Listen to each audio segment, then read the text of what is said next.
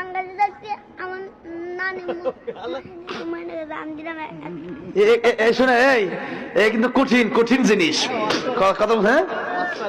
একটু ওয়াজ করো ওয়াজ করতে পারো নাকি দেখি তো একটু একটু শোনাও তো একটু ওয়াজ শোনাও দেখি এই সবাই বলেন মারহাবা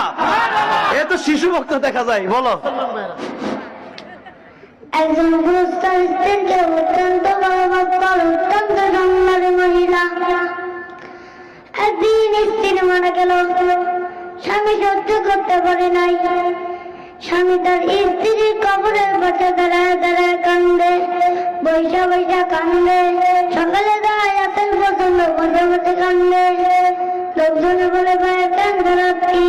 বিবিধান ফিরে আসবে না কই না রে ভাই আমি আমার বিবির অত্যন্ত ভালোবাসি স্ত্রী মায়া আমি বুঝতে পারি না একদিন সালাম ময়রা দিয়ে যাইতাছিল দেখে একজন পতি কবরের পাশে দাঁড়ায় দাঁড়ায় কান্দতেছে তখন সালাম লাগছে বলে বাইরে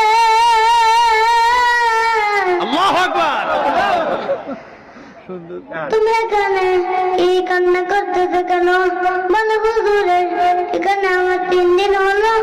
এই আমার স্ত্রী 3 দিন হলো কবরে শুয়ে আছে যাই হোক জোরে কর মাশাআল্লাহ এই এতটুকু বাচ্চার পাওয়ার কি দেখছেন মানে কণ্ঠটা কিন্তু একবার পুরো বড় বড় বক্তাদের মতো ঠিক না এই যে 400 টাকা পুরস্কার নগদ জোরে কর মারহাবা